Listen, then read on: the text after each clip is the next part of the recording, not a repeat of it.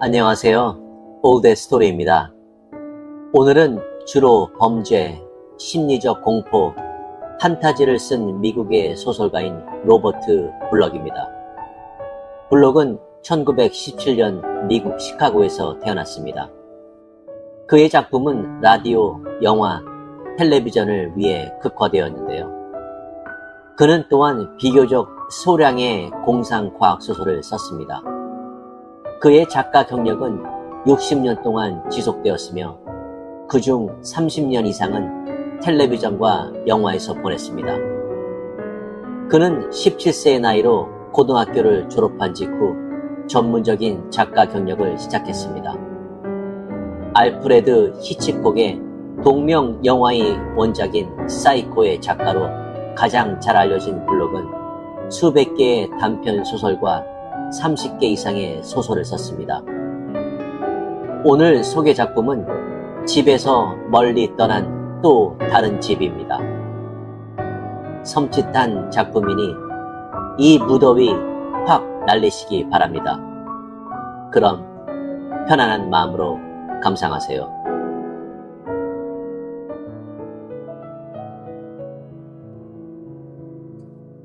집에서 멀리 떠난 또 다른 집. 로버트 블럭. 나탈리가 아무도 없는 하이타워역의 플랫폼에 도착한 시간은 9시였다. 기차가 연착했던 것이다. 그 역은 밤에는 폐쇄되는 모양이었다. 주위에 마을이 없는 것으로 보아 이곳은 간이역에 지나지 않은 것 같았다. 나탈리는 어떻게 해야 할지 몰랐다. 나탈리는 당연히 브레이스거들 박사가 직접 마중 나오리라 생각했었다. 런던을 떠나기 전에 나탈리는 삼촌에게 전보를 쳐 도착 시간을 알려주었다. 그러나 기차가 연착되었기 때문에 나왔다가 돌아갔는지도 몰랐다. 나탈리는 어떻게 할까 생각하며 주위를 둘러보다가 공중전화를 발견했다. 브레이스거들 박사의 마지막 편지가 지갑 안에 있었고 거기에는 그의 주소와 전화번호가 적혀 있었다.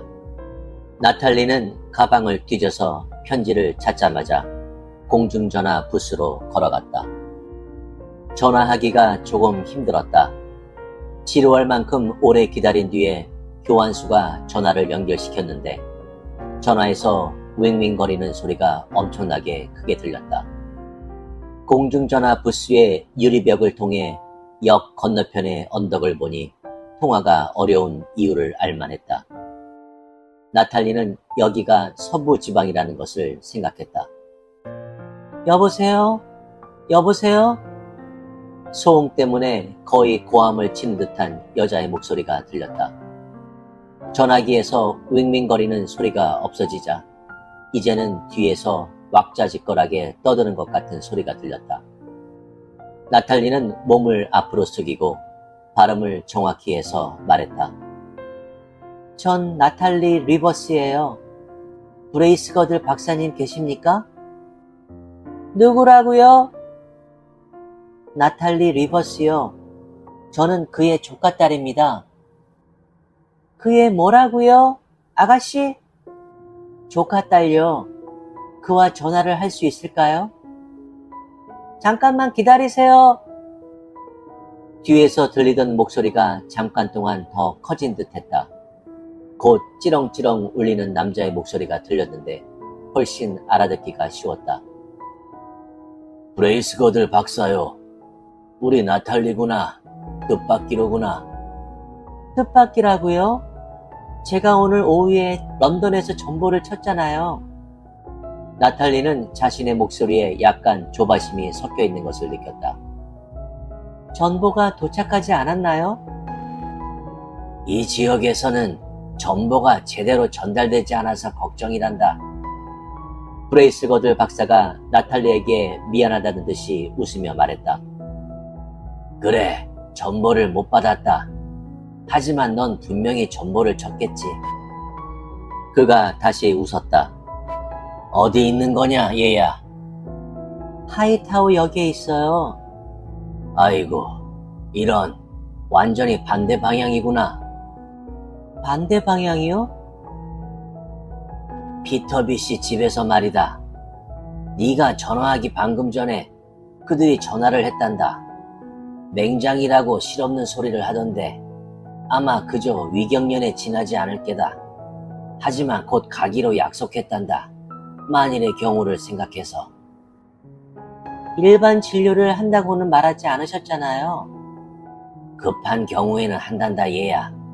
이 지역에는 의사가 많지 않아. 다행히 환자도 많지 않지만 말이다.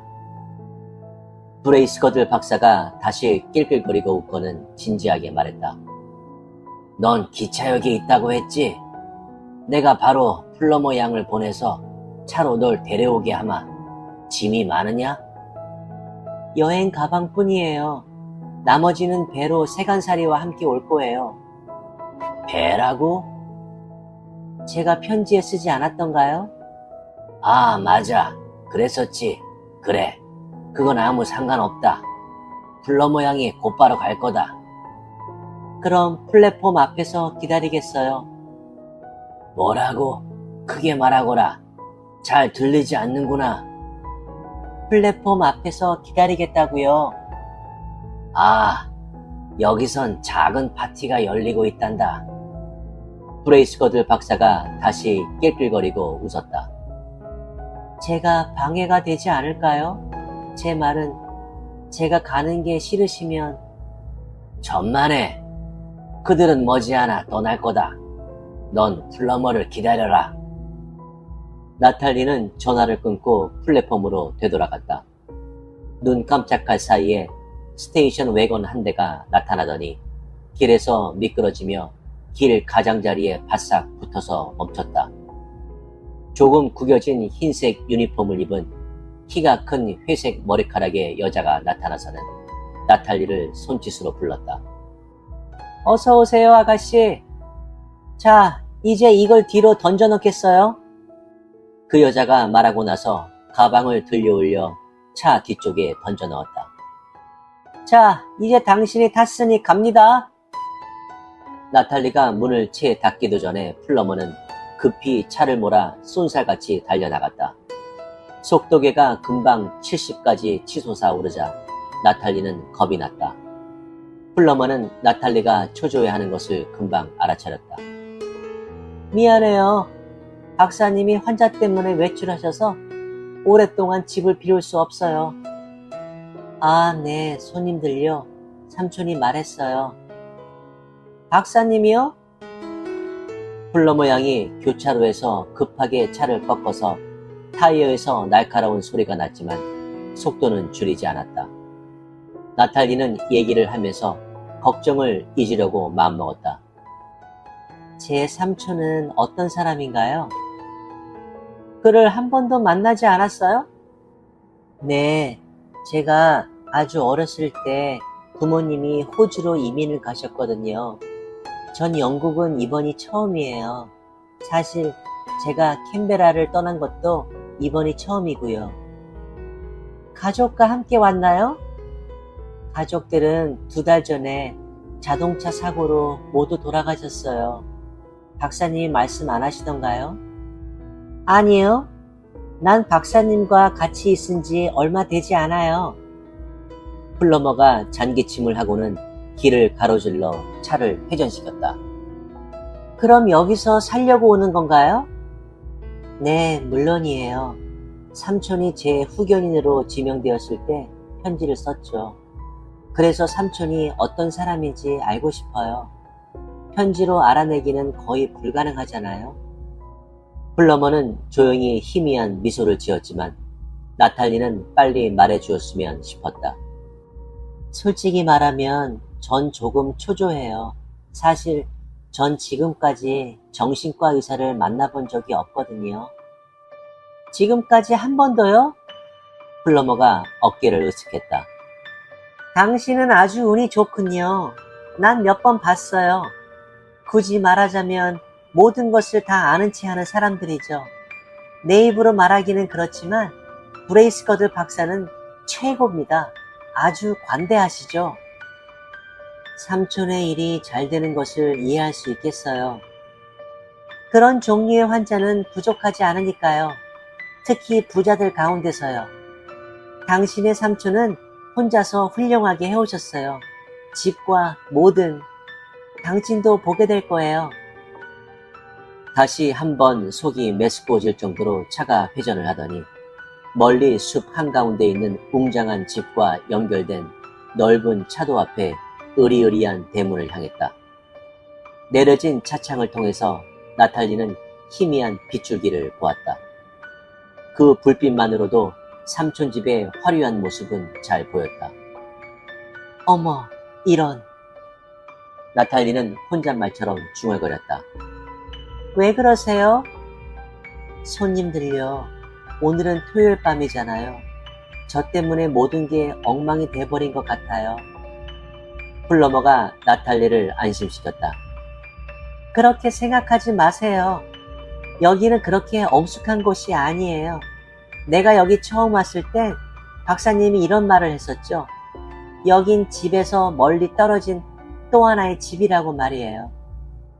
플러머가 연달아 잔기침을 차는 위풍당당한 검은색 리무진 바로 뒤에서 급정거했다. 이제 내리세요. 플러머는 아주 활기찬 목소리로 말하며 뒷좌석에서 가방을 꺼내 계단 위에 갖다 놓고는 고개를 끄덕여 나탈리를 불렀다. 플러머는 문 앞에서 열쇠를 찾았다. 문을 두드려봤자 소용없어요. 아무도 듣지 못할 거예요. 문이 열리자 나탈리가 전화를 했을 때 상상했던 시끄러운 장면이 눈앞에 펼쳐졌다. 플러머는 안으로 들어갔으나 나탈리는 아직도 문 앞에서 머물거렸다. 빨리 와요, 빨리. 나탈리가 안으로 들어서자 플러머가 문을 닫았다. 나탈리는 밝은 집 안으로 갑자기 들어서는 바람에 눈이 부셨다. 나탈리는 어딘지 썰렁하게 느껴지는 긴 복도가 서 있었다. 바로 앞에는 큰 계단이 있었고 난간과 벽 사이의 모퉁이에는 책상과 의자가 하나씩 있었다. 그리고 왼쪽에는 검은색 문이 하나 있었다. 그 문에 브레이스거드 박사 이름이 적혀있는 명패가 있는 것으로 보아 틀림없이 그의 사무실일 거라고 나탈리는 생각했다. 오른쪽은 커다란 응접실이었는데 창문에는 육중한 커튼이 쳐 있었고 밤이어서인지 덧문도 닫혀 있었다. 떠들썩한 소리가 들리는 곳은 바로 여기였다. 나탈리는 계단을 향해 홀로 가로지르면서 응접실을 힐끗 바라보았다.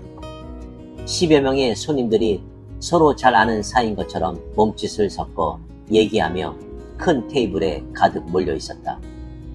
테이블 위에는 엄청나게 많은 술병이 있었는데 손님들은 그 사실에 만족한 듯했다. 갑자기 큰 웃음이 터져나왔다. 나탈리는 손님 중에 하나가 박사의 호의를 무시하고 있는 것 같다고 생각했다. 나탈리는 눈에 띄지 않기 위해 응접실 입구를 급히 지나가면서 플러머가 자신의 가방을 들고 따라오는지 확인하기 위해 뒤를 힐끗 바라보았다. 플러머는 뒤따라오고 있었지만 그녀의 손에는 아무것도 없었다.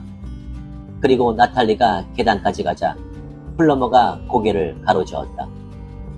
설마 곧바로 올라갈 생각은 아니겠죠? 플러머가 중얼거리듯 말했다. 이리로 와서 인사하세요.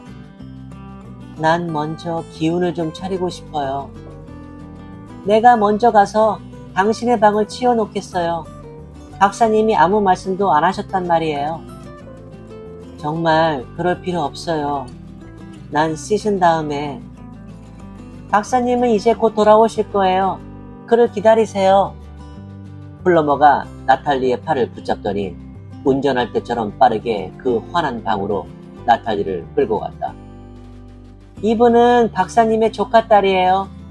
나탈리 리버스 양인데 호주에서 왔어요.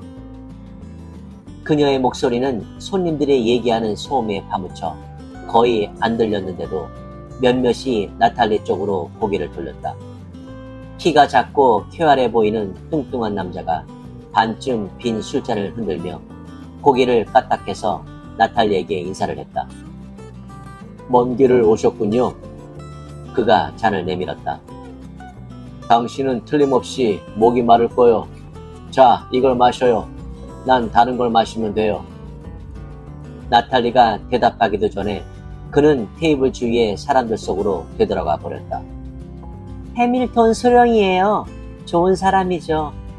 하지만 좀 취하지 않았나 걱정이군요. 플러머가 속삭였다. 플러머가 가버리자 나탈리는 자신의 손에 있는 잔을 어디에 둬야 할지 난감했다. 제게 주시지요.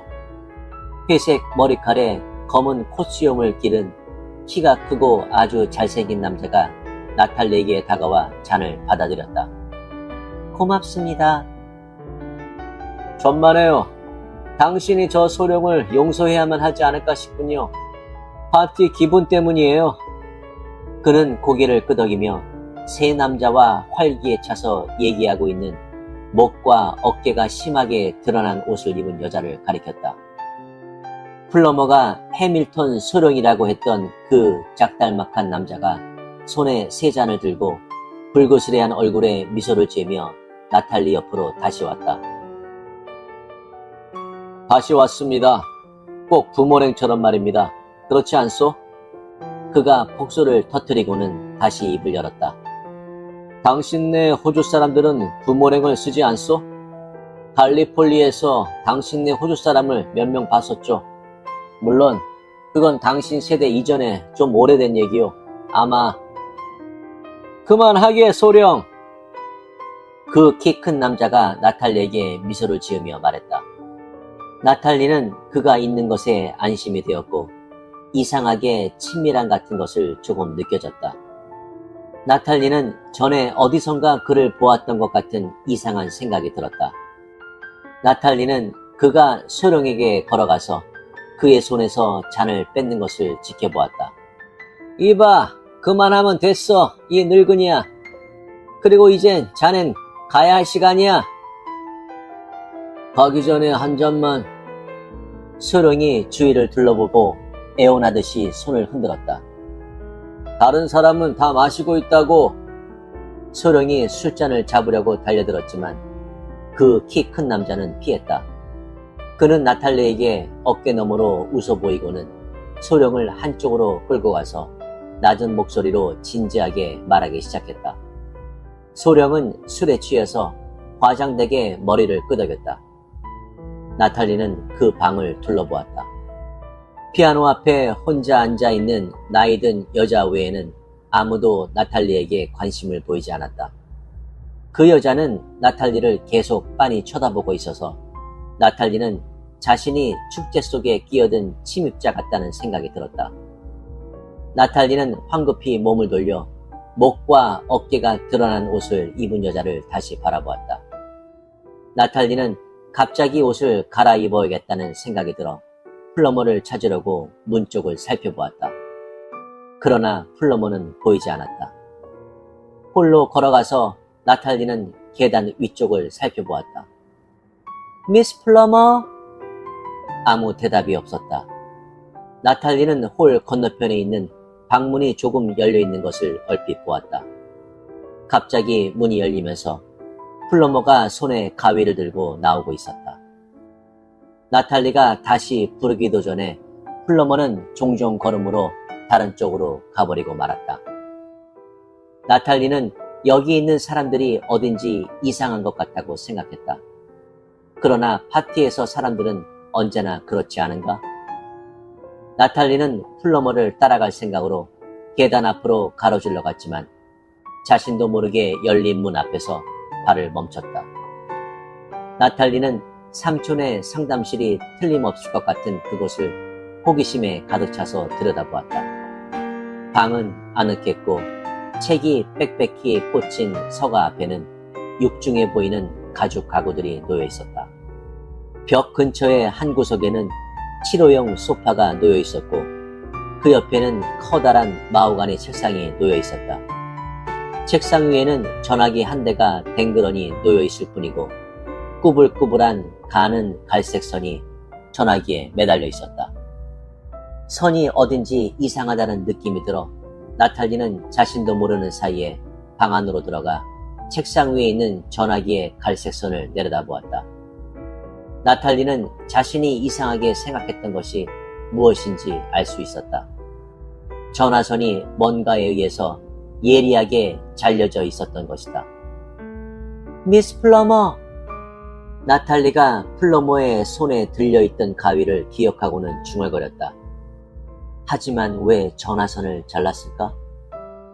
나탈리가 돌아서자 바로 그때 그 키 큰 잘생긴 남자가 방으로 들어왔다. 전화는 필요 없어요. 그는 나탈리의 마음을 알고 있다는 듯이 말했다. 결국은 이게 작별의 파티라고 당신에게 말해야겠군. 그가 웃었다. 나탈리는 그에게서 이상한 친밀함을 다시 느꼈고 이번에는 그것이 확실해졌다. 역에서 전화했을 때 전화를 통해서 그와 똑같은 웃음소리를 들었던 것이다. 당신은 농담하고 있는 게 틀림없어요. 당신이 브레이스 거들 박사죠? 그렇죠? 나탈리가 소리쳤다. 아니요, 아가씨. 아무도 당신이 오리라고는 생각지 못했어. 당신이 온다고 전화했을 때 우리는 막 떠나려는 참이었어. 그래서 뭐라고 말을 해야만 했지. 그는 방 안으로 걸어 들어오면서 머리를 가로저었다. 잠깐 동안 침묵이 흘렀다.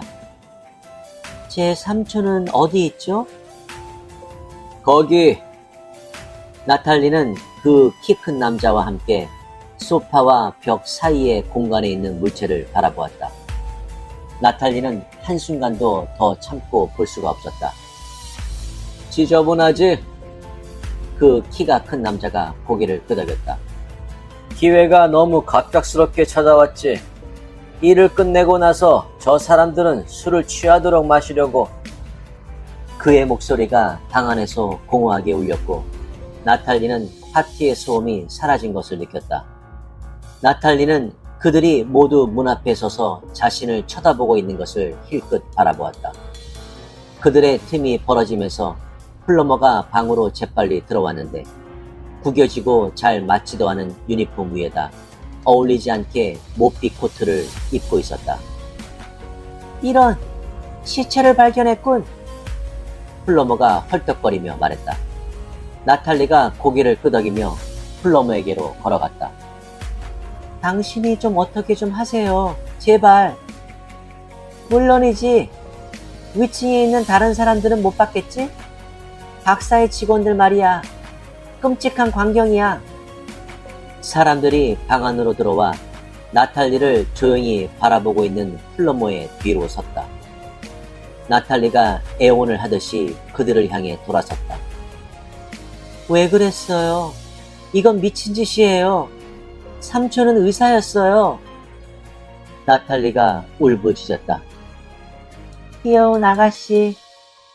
플러머가 재빨리 문을 잠그며 중얼거리자 사람들이 나탈리를 뚫어져라 쳐다보며 그녀에게 다가갔다. 여긴 정신병원이야.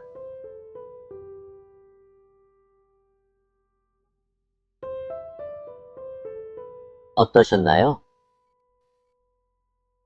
이 작품은 로버트 블록이 쓴 심리적 공포 이야기로 나탈리라는 어린 소녀를 중심으로 전개됩니다. 주인공인 나탈리는 부모님이 돌아가신 후 런던으로 가서 삼촌인 정신과 박사를 만나려 합니다. 도착 후 나탈리는 이상한 현상을 겪으며 환자와 치료에 대한 불안한 대화를 우연히 듣게 되면서 점점 불안해지기 시작합니다. 이 이야기는 신뢰와 기만이라는 주제를 탐구할 때 나탈리는 처음에는 삼촌의 선의를 믿지만 점차 끔찍한 현실을 깨닫게 됩니다. 작가는 심리적 공포를 이용해 공포스러운 분위기를 조성하는데 특히 나탈리의 점점 심해지는 편집증과 정신병원의 으스스한 환경에 초점을 맞춥니다. 저는 아주 무서웠습니다. 그렇다면 여러분은 어떠한 경우에 공포심을 느끼셨나요? 저는 사실 귀신의 공포보다 더 무서운 건 사람에 대한 공포가 아니기 싶은데요. 특히 믿었던 사람의 무서운 행동들 알려주세요. 구독과 좋아요는 영상 제작에 많은 힘이 됩니다. 감사합니다.